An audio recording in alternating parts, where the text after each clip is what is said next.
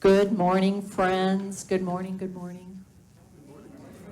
I want to drink you all in this morning.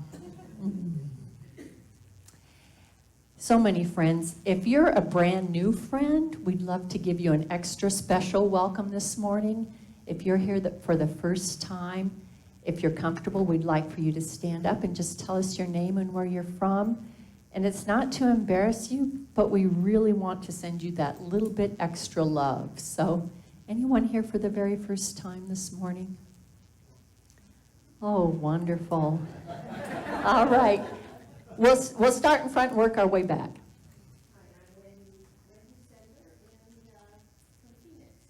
Welcome, Wendy.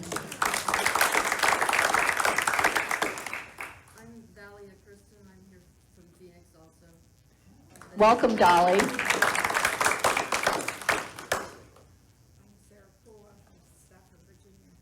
Oh, welcome, Sarah. You get the longest distance traveled award this morning. So, for those of you that are here for the first time, in the foyer in the narthex, we have a welcome packet. We'd love for you to pick one up. And on the front, there's a name tag. And if you'll fill that out, we can call you by name when we see you down in the fellowship garden after service for refreshments. So, welcome. Our bookstore is now open. So, on your way to fellowship, stop in the bookstore, say hi to Laura, our bookstore manager, and she'll take really good care of you. So, welcome, welcome, everyone. Here at Unity of Prescott, we have a vision, and it's a beautiful one, and a mission, and we like to state these together every Sunday morning, so please join me. We envision a world joyfully transformed through spiritual awakening, and our mission. Our mission is to demonstrate spiritual principles, inspire personal growth, and share love and joy. And now we are all very aware that Reverend Richard is having a fabulous road trip vacation.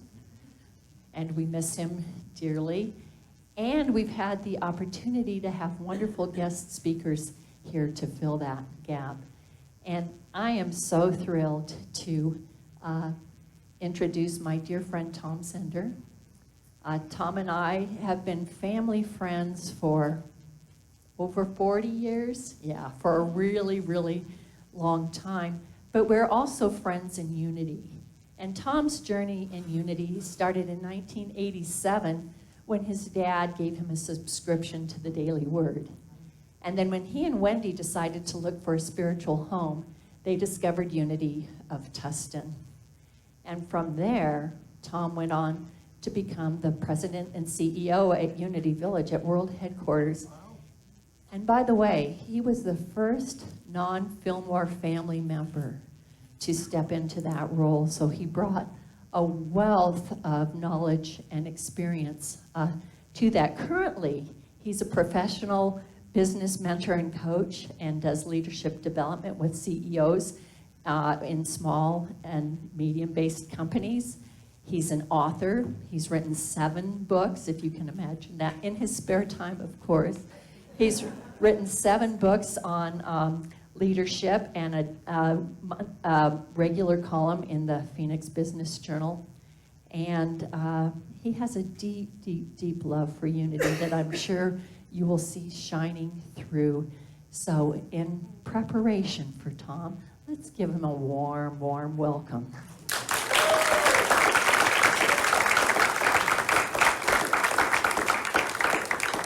And now as we prepare for our time of meditation, I invite us all to sing Surely the Presence.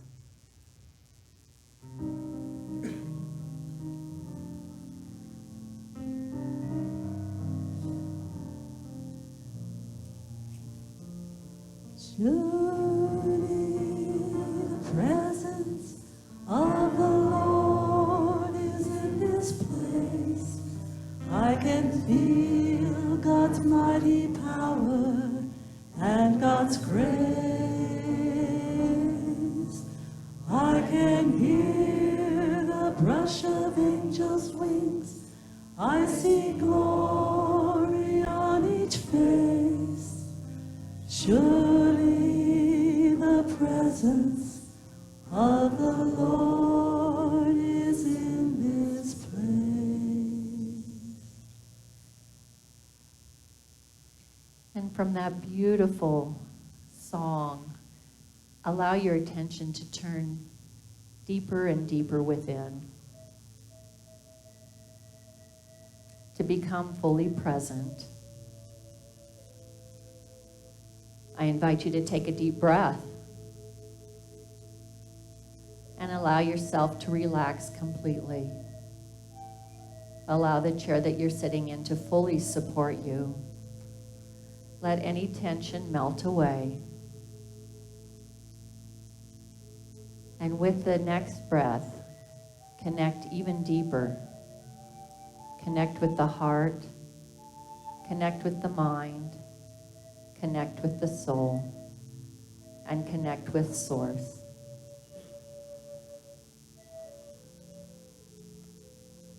Today we're going to focus on greatness by choice.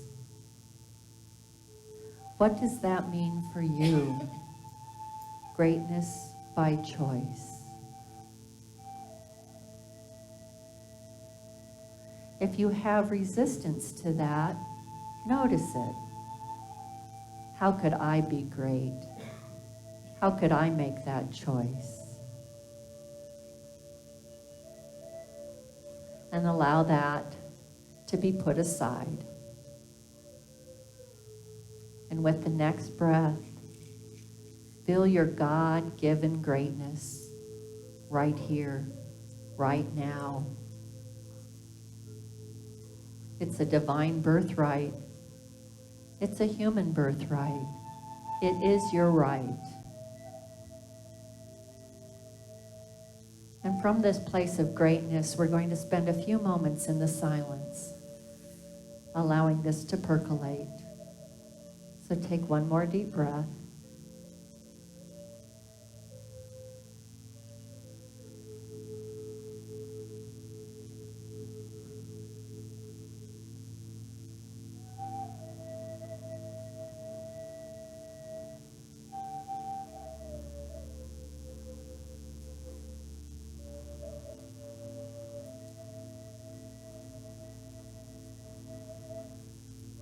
And with the next breath, bring your attention fully present.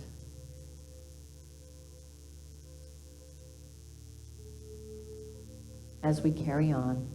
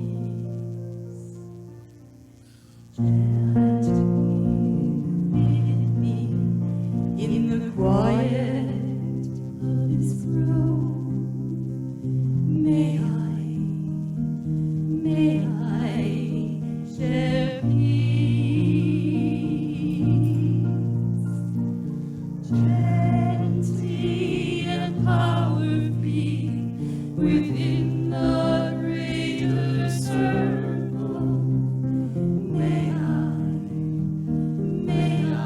manifest peace.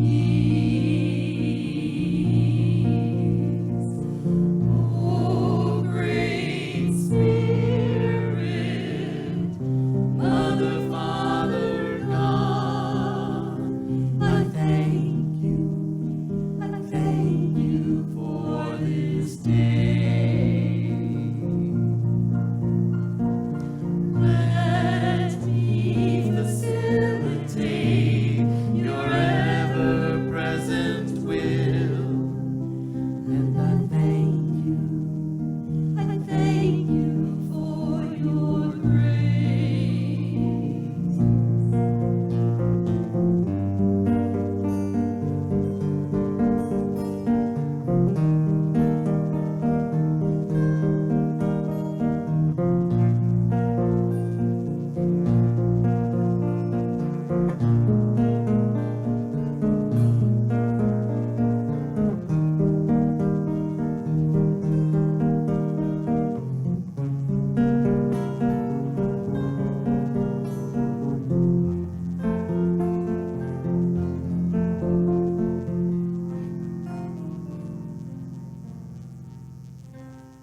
Deep within the still center of my being, may I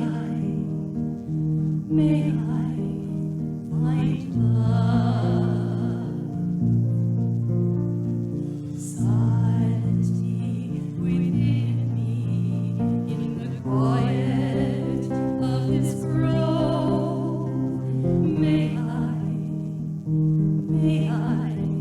share love. Gently and powerfully within the greater circle, may I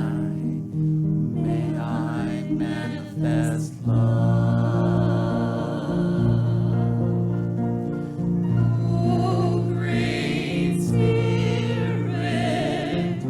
universal love, I thank you for this day. Let me facilitate your ever-present will.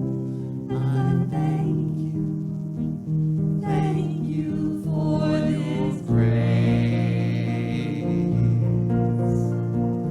Oh, great Spirit, Mother, Father, God, I thank you for this day. Let me facilitate your ever-present will, and I thank you for your grace. Deep within the still center of my being, may I find thee.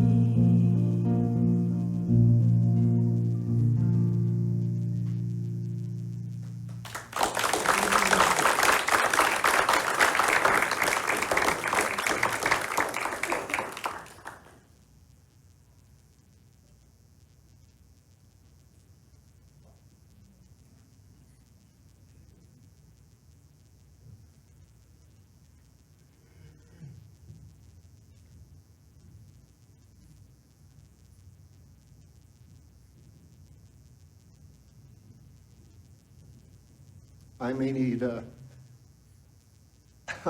lot of Kleenex for this.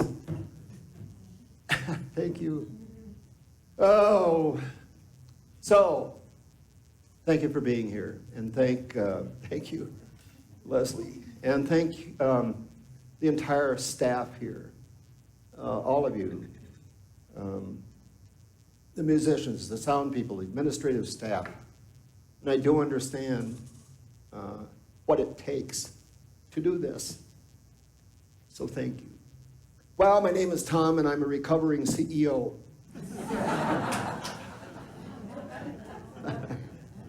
Oh, God help me. So I'm grateful to Richard Rogers for inviting me to do this. And if I sound a little nasal, it's the truth. You can't get colds in Phoenix in the summertime unless you do. And I've known Richard, as Leslie pointed out, for some 20 years. He was on my board of directors at Unity Village. And I took an immediate liking to Richard because of his authenticity and his ability to communicate. And I've often observed that many ministers are preachers and some ministers are teachers. Richard is both. And so after I left Unity Village in around 2007 or so and moved back to California, I kept encountering Richard just by one means or another. And eventually Wendy and I moved back to Phoenix some 13 years ago, and of course dove back into the Phoenix Unity community. And Richard had been there, he built the community, and he came back some time ago to conduct the Wednesday night services, which I attend as often as I can. So if you haven't figured it out already, I am not a minister. You would not want me to be your minister. I would become known as the Irreverend Tom. So be it. And I've also known Leslie for more than 40 years through family associations and so forth. And Leslie has been immensely supportive of my career, immensely supportive of Unity, both here as well as prior in Marin County, California, and certainly Unity Village, the Unity movement. Thank you. So I'd like to introduce my wife, Dr. Wendy Zender. And Wendy has a PhD from USC. That's the University of Spoiled Children. I have the canceled checks to prove it. But Wendy is also, she teaches at NAU, she teaches at Capella University at the doctoral master's and sometimes bachelor's levels. She's also a licensed Unity teacher. So Wendy's life is education. Somehow we have managed to be married for some 34 years. And for those of you who are married, have been married, or will be married, I have to refer to an Orange County Register story on, I think it was a Valentine's Day issue. And a reporter from the Register had interviewed 3 couples who had been married 50 years or more. And she asked one of the men, have you ever considered divorce? He said, no. Divorce, never. Murder, daily.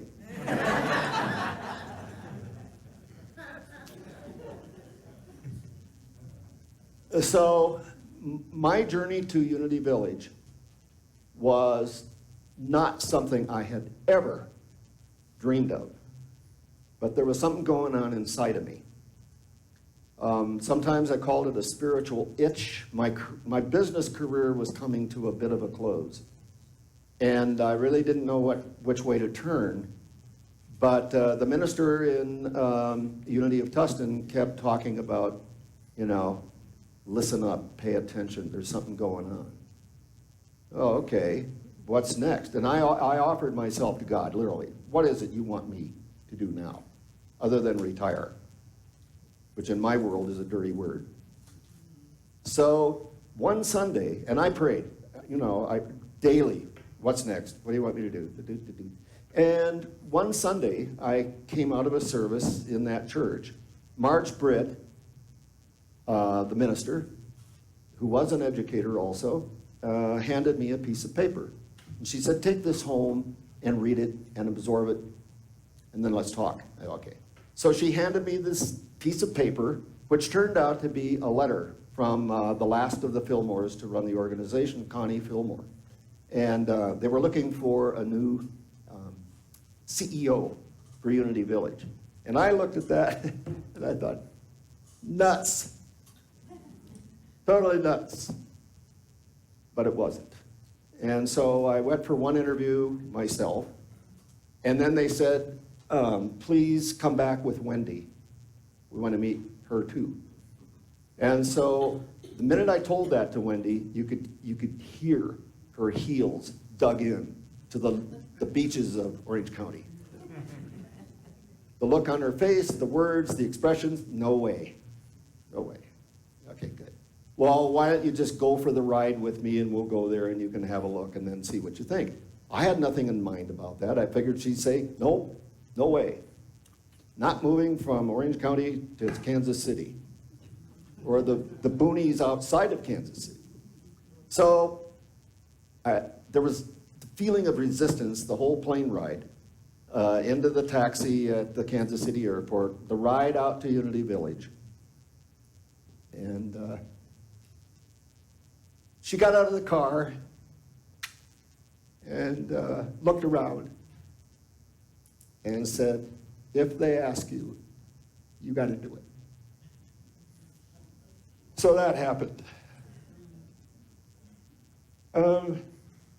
I remember going into Connie Fillmore's office, either the first or the second visit, and there was a soft drink machine outside of her office in the hallway. Dasani water at the time. But at the bottom of the machine, I noticed, renew the source within. And it was another hit, a spiritual hit. My inner spiritual itch was being taken care of.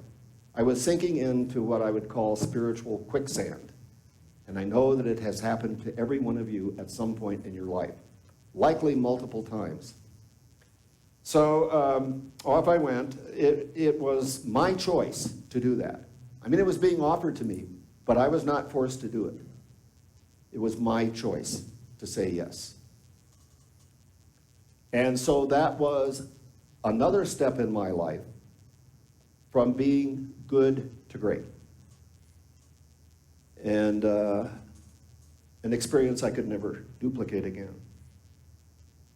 You know, I have lived in the intersection of spirituality and business for a long time, including the Unity Village experience. I think they hired me more for my business experience than my extensive spiritual experience.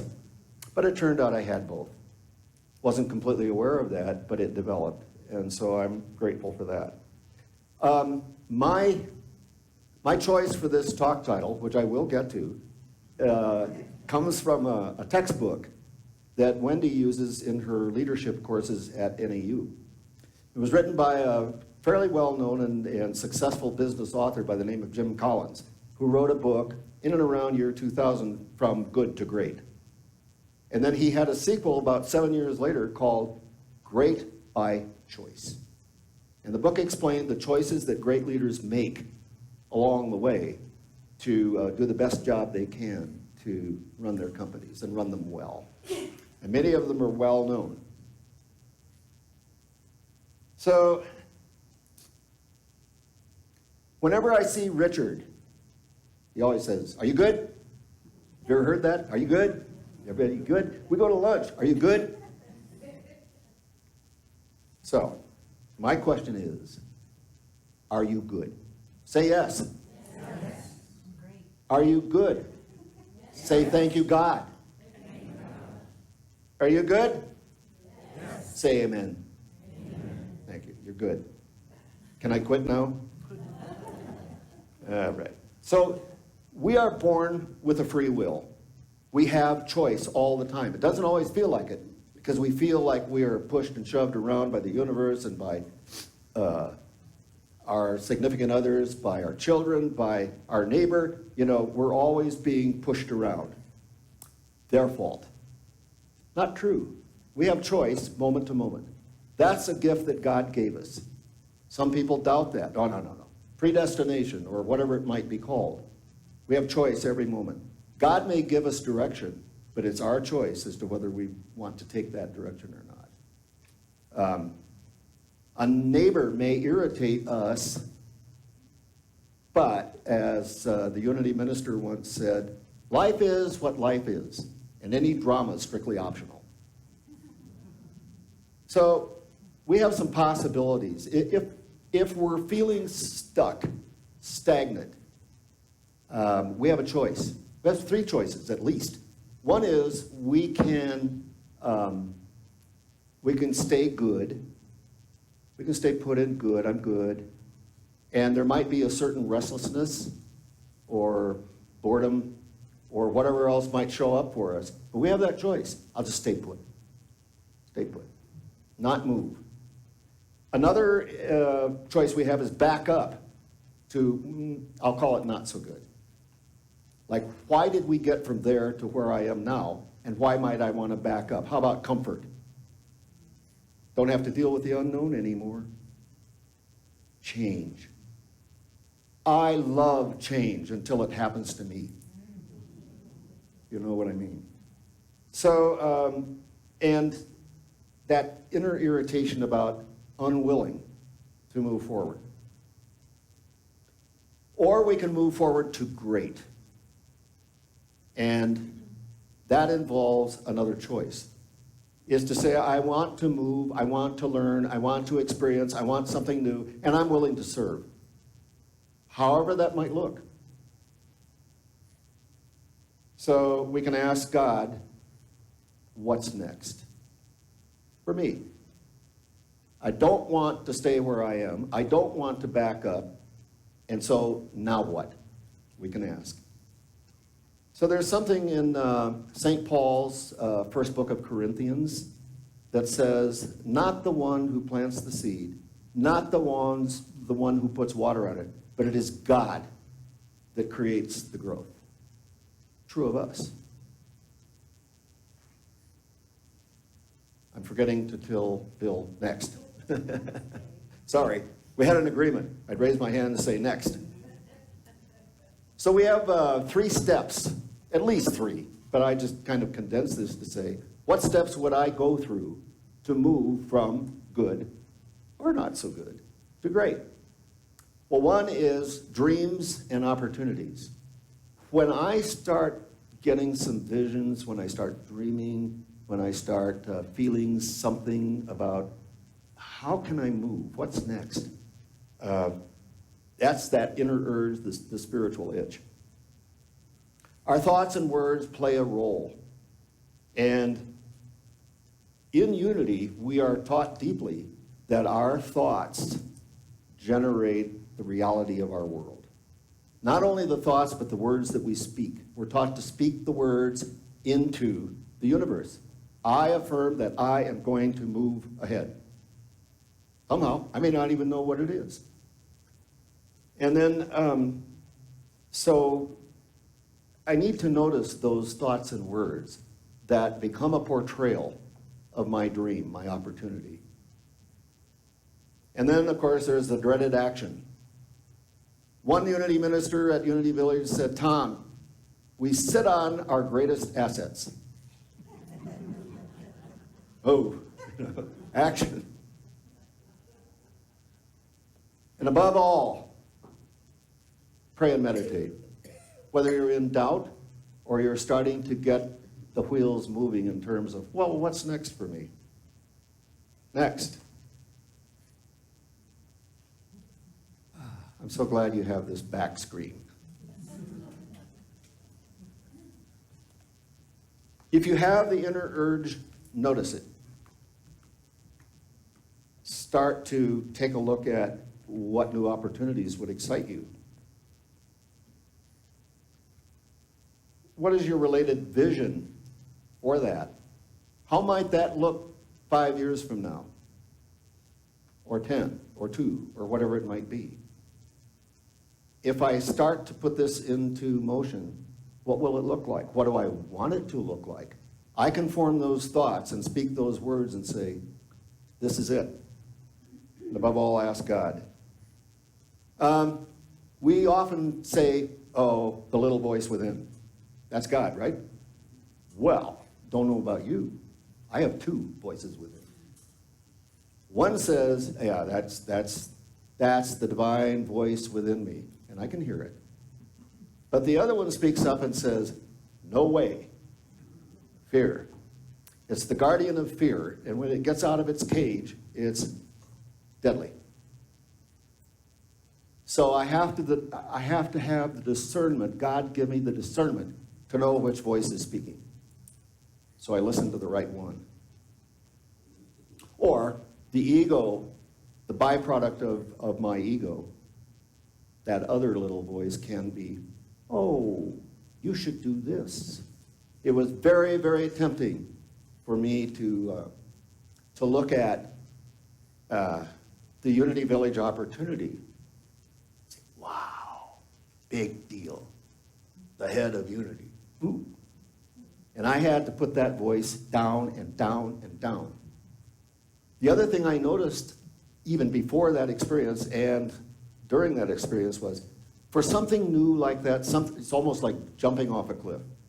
We make the decision, we're going to jump off the cliff. We're going to take action, we're going to do it. I think it was the sci-fi author Ray Bradbury said, jump off the cliff and then you'll sprout wings. What could this do for me, my family, my friends, my community, my neighbors, my city, my state, my nation, my world? How can I play into this panorama of life that would energize others, help others in some way? So, thoughts and words. I like to write them. When I'm in this mode of moving ahead, I have a journal, and I will write my thoughts. I will write my vision. I will write the words that keep stirring up. And that notebook becomes a bit of my next life plan. When again, unity, thoughts in mind,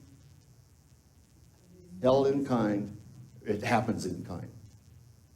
It's amazing what we think and what we say and what we write takes place. It's a universal truth, not just unity. Goethe, a 17th century German philosopher, said, move, and then you will be helped. He wasn't a member of Unity, but he was a member of what I would call a New Thought movement. He understood it. Eric Butterworth, fabulous Unity minister, many books, great teacher. Eric said, step into it, and the entire universe will conspire to help you. True. Jesus said, remember the invalid, the guy on a mat on the floor, asked Jesus for help. Jesus didn't zap him right then and there. What Jesus did is said, stand up, and then you will be healed. You got to take the first move. The French have a bit of an obscene way of saying it, and I won't repeat it. But it's basically climb out of the crap, and then God will help you. The French. All right. So, remember, nothing changes until something changes. You got to be the first mover. If you want to. No pressure. So, next.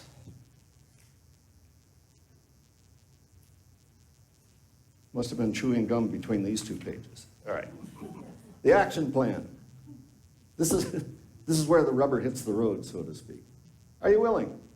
Are you willing to make a move? Are you willing to define it, dream it, see opportunities that are connected to it, speak it, write it, and begin the action? Dear God, what would be the next right steps for me to take to do this? Please give me direction. Do you feel both excitement about doing it and fear, risk. With every move I think I've ever made throughout my career and personal life, there was always excitement and there was always fear. And it was the fear that kept pulling me back. And yet the excitement and my interaction with God that I understood at the time was what propelled me forward. So, what would be your major milestones to move ahead? The action. Oh, by next Friday I will enroll at Yavapai Community College, and I will take some courses in education of one kind or another, and I will teach. Or, I will take an online class or an in-person class here at Unity Village of Prescott, and I will help this community, perhaps for the first time, or more than I am now. Nursing, auto body repair, guess what? That's all available at Yavapai Community College. So you don't have to go far. I will finish an incomplete degree at NAU Online, whatever it might be. Or I will go to work for some nonprofit that does a lot of good for other people. If I'm paid, great. If I'm not, it's okay, one way or the other. So you can help a lot of people by your choice of what to do next. And the notebook. That becomes, I think, a roadmap in my world. Just a simple little notebook. You don't have to spend more than 5 minutes a day with it. Thoughts, words, dreams, opportunities, visions, and action. It's nice to look at every day, say, where am I? Where am I? What's going on? Where am I? And God, please help me through this. An affirmation. I am choosing to be great by choice. My choice. I need help. I need direction. Remember the biblical statement? Knock, and it will be open to you. Ask, and it will be given to you. So that's kind of nice when we think about, well, one door is closing, and another door is opening. However, the hallway can be dark between the doors.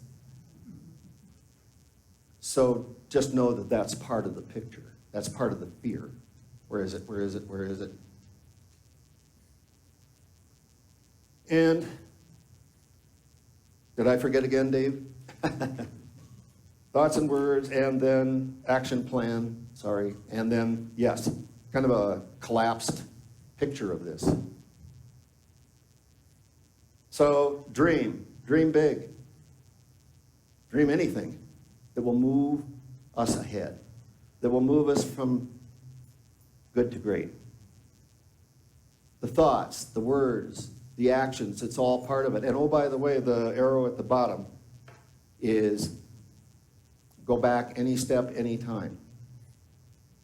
Kind of work your way through the circle as part of your plan. And guess what? I left Unity Village. That was fulfilled for me. And I got another itch. And so then that cast my career as it is now in Phoenix. I'm noticing another itch. It's all the time, you know, and I think it is for most people. All right. Next. Thank you. So I am great by choice. Affirmation. Oh, does Richard give out homework here? Yes. Oh, yeah. You didn't think I'd miss that, right? I have a notebook full of Richard's homework. Thank God. So, get the notebook. Just a little pieces of paper. Do it on sticky notes if you have to. Put them in a book. And write an affirmation. I am good and I choose to be great. Start writing the thoughts, the words, the actions, the dream. You know, in many respects, this background says it. Dream, trust that God will help you, and then surrender to the action plan. Get going. Don't sit on your greatest asset. My next big dream is, my conscious thoughts and words are. My first steps and milestones are. I speak it into the universe daily. And if you haven't learned it yet, by Unity or any other means, for heaven's sake, pray and meditate daily. You don't have to do it all day. I think St. Paul was nuts. Pray unceasingly. You got to be kidding. You know, I'm doing email, but a little bit goes a long way. So, a friend of Unity, a noted spiritual author, speaker, Marianne Williamson, said, most people worry about asking God for too much. She said, I'm convinced we don't ask God for enough. Good advice. Next. So, one more time. Are you good? Say thank you, God. Thank you, God. Are you wanting to live your greatest possible life? I sound like Richard. Say yes. Yes. Are you being great by choice? Say amen. Thank you. The thank you, Tom. Yeah, let's give him a big hand. Thank you, Tom.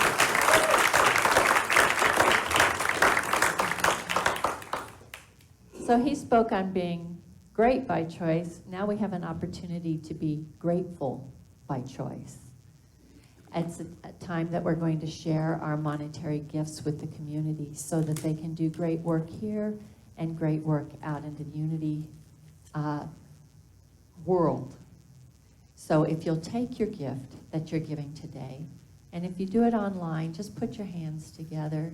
We're going to put this all over our hearts because this is always done with deep love. And we'll affirm our offertory blessing.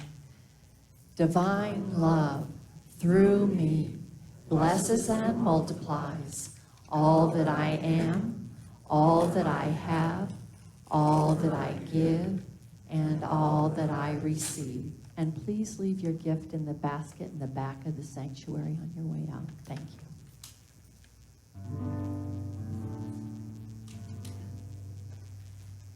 Our Father, which art in heaven, hallowed be thy name. Thy kingdom come, thy